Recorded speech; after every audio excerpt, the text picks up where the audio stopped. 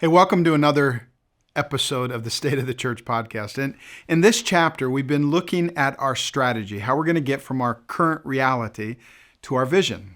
Perhaps more than ever before, I believe that we are living in a kairos moment. That's a Greek word for time, a certain sort of time. See, when it comes to biblical time, there's chronos time, think chronology. That's the minute by minute flow of time. But kairos time refers to the moments. Divine moments, moments not to be missed, opportunities to be seized. I've never done a State of the Church video series before, but I don't think we've ever been in this momentous of a moment. So thank you for joining us. I hope you not only engage with the talks and the conversations, but please pass it on. Let others know that it's available. So this is the third in the strategy series. The first strategy episode focused on scattering well, and the last episode focused on Luke 10 and what it means to be an apprentice of Jesus. Hopefully you remember those words, mission, formation, and union. You heard me say, if I want to do like Jesus, I need to love like Jesus, and if I want to love like Jesus, I need to be with Jesus. This episode is focused on a demographic, a strategic demographic, the next generation. Now, at my age, the next generation is almost everyone. But I'm primarily talking about Gen Z and the Alpha generation, or as Barna, from a huge study that they've done recently, likes to call them the Open generation. If you grew up in a church like mine, you heard this statement more than once. Christianity is never more than one generation away from dying out. In other words, if we don't pass it down, the church will die. We have to pass it on. But what exactly are we passing on? Because let's be honest, some of what we've been passing down the next few decades isn't causing the next generation to fall in love with Jesus, and it's causing them to be more skeptical of the church. So what is it that we can pass down to the next generation so that we actually reach the next generation for Christ? And it's not our politics or our pat answers discomforted by doubt. It's faith, but it's more than just passing down catechism content. It's commitment, but it's more than passing down just a habit of going to church. What are we passing down? I love this story. In his book, What Good Is God?, Philip Yancey tells a next generation story, a passing down next generation story. It was Afghanistan, early 1970s. And there was some pretty cool revival awakening stuff happening in the U.S. during that time. And this was before the Russian occupation or the Taliban. And at that time, the government allowed a small Christian church to service internationals who worked there. No Afghans could attend. A friend of Yancey's named Lynn organized a musical team of young people to tour countries in the Middle East. And with some trepidation, he accepted an invitation to extend the trip to Afghanistan for a concert in downtown Kabul. Len made the teenagers write out exactly anything that they would say from the stage. He had to approve everything. This is a strict Muslim government, he warned them. If you say the wrong thing, you could end up in prison, and at the same time jeopardize every Christian who lives in the country. Memorize these words, he said, and don't you dare stray from them when you're on the stage. Teenagers listened kind of wide-eyed as he described the danger of a slight misstep. The night of the concert in Kabul, almost 1,000 Afghans filled the hall and spilled outside the open doors to listen. Everything was going as planned until one teenager on the team put down his guitar and started improvising. I'd like to tell you about my best friend, a man named Jesus, and the difference he has made in my life. From the side of the stage, Len is motioning wildly for him to stop, drawing his finger across his neck. Ignoring him, the teenager proceeded to give a detailed account of how Jesus had transformed his life. I was practically beside myself, Len told Yancey. I knew the consequences, and I sat with my head in my hand just waiting for the sword to drop. Instead, the most amazing thing happened. The Minister of Cultural Affairs for Afghanistan stood and walked to the stage to respond. We've seen many American young people come through this country. He said most of them come from drugs. We've not seen nor heard from young people like you. God's love is a message that my country needs. How thrilled I am to hear you. You are a model for the youth of Afghanistan to follow. I'd like to invite you, he said, to expand your tour so that you visit every college in our country and also give this same message on Kabul radio, and I will make it happen. Len was dumbfounded, but that night he gathered the group together. He said, "You heard what that man said. We're changing our tickets, of course, to lengthen our visit, and he wants you to give this same message. You better not change a word."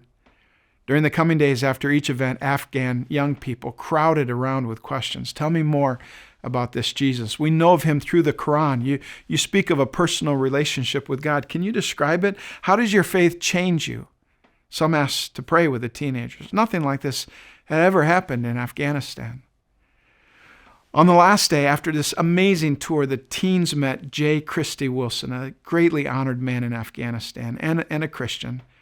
Born to missionary parents in Iran, he had spent 22 years in Afghanistan serving as a principal of a government high school, teaching English to the crown prince and Afghan diplomats. He also led the community Christian church, and he founded the School for the Blind in Kabul. Wilson drove the teenagers to an unusual tourist site, the only cemetery in Afghanistan where infidels, non-Muslims, could be buried. And he walked to the first, this ancient gravestone pitted with age. "This man," he said, pointing at the gravestone, "this man worked here 30 years and translated the Bible into the Afghan language. Not a single convert." And in this grave next to him lies the man who replaced him. Along with his children who died here, he toiled for 25 years, baptized the first Afghan Christian. As he walked among the gravestones, he told them stories of early missionaries, hard stories, seeming success, hard lives, and at times difficult deaths. And at the end of the row, he stopped, turned, and looked the teenager straight in the eye. He said, "For 30 years, one man moved rocks. That's all he did, was move rocks. And then came his replacement, who did nothing but dig furrows. And then came another who planted seeds, and others watered. And now you kids are bringing in the harvest." Len said, "It was one of the great moments of my life. I watched their faces as it suddenly dawned on these exuberant American teenagers that the amazing spiritual awakening that they had witnessed was just one step in a long line of faithful service stretching back over decades." Do you understand? That's what we need to pass down. That's the best thing we have to pass down, a legacy of mission for Christ, for Jesus, a realization that the next generation is not the church of the future. They're the church of the present, on mission now, today. If they can look back and see faithful missionary work, they'll look forward and do faithful missionary work. Now, let me talk for a moment to those of you who are in your 20s on down. For almost 30 years, longer than most of you have been alive, there's been no greater prayer on my heart than the prayer for revival, the prayer for a mighty move of God here in Central PA, at PSU and every college, high school, and middle school in the Central PA. The last couple of weeks, as I went to and soaked for a few hours in the Asbury outpouring, watching God meet with the next generation, watching them worship, reveling in the goodness of God to bring such a deep sense of peace to a generation that's wrestled with anxiety. Soaking in all of this has just given me an even greater sense of expectancy. I said these words years ago, long before the reality of a 360-hour outpouring, and I believe it even more today. I said, I believe with all my heart that you will live in the land of revival, that God is offering that to you, the next generation. So Gen Z and Gen Alpha, listen to me. You are not the church of tomorrow. You're not the dreams that are yet to be. You're the church of today, the dreams God is releasing now. Now, everyone over the age of 30, listen to me. If our strategy is to impact the next generation for Christ, you are critically vital. God has shaped you in some way to impact the next generation. And I wonder if this is both easier and harder than we might think. Impacting the next generation is easier than we think because you don't have to know all the current lingo or be a great gamer. You don't have to have a Snapchat account. You don't even have to hide your Facebook account. You don't need to know the top TikTok influencers or the latest dance. You just have to be like Jesus. And that's the hard part. The next generation needs to hear the gospel from people who have embraced the gospel and been embraced by Christ. It's not enough that we understand the concepts of the gospel. We must be captured by Christ, burning not with anger at people or issues or causes or politics, but burning with a passion for people. We've always had a passion at Calvary for the next generation, but in this next chapter, that passion has to become a consuming flame that lights the way for the tens of thousands of the next generation in Central PA. Russell Moore recounts a memorable conversation he had with the evangelical theologian Carl F.H. Henry. This was decades and decades ago, and as Moore and some of his friends were lamenting at that time even the miserable shape of the church, they asked Dr. Henry if he saw any hope in the coming generation of evangelicals. Dr. Henry replied, "Of course there's hope for the next generation of evangelicals. But," he said, "the leaders of the next generation might not be coming from the current evangelical establishment.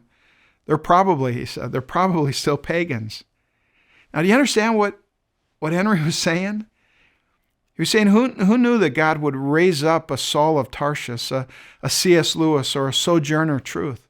All unbelievers who, once saved by the grace of God, were mighty warriors for the faith, leaders of their generation. I mean, think about that. The next Charles Wesley might be the guy in front of you with the Darwin fish bumper decal. The next Billy Graham might be a misogynist, profanity-spewing hip-hop artist. The next Mother Teresa might be managing an abortion clinic right now. Perhaps the church is just one generation from extinction, but with all my heart, I also believe that the church is just one generation away from the mightiest move of God that our communities and our country has ever seen. So what are we going to do to reach the next generation? Well, honestly, it starts by asking, what am I going to do? Because it starts by you pouring yourself into the next generation, 20-somethings and college students and high school, our XYM and kids, our Calvary kids. I mean, take your pick and listen, if our flame was burning bright enough, we'd need to put your name on a waiting list to help out at Calvary Kids and XYM. And we don't. There's no waiting list. We need servant leaders now who will love the next generation of Calvary Kids and XYM students.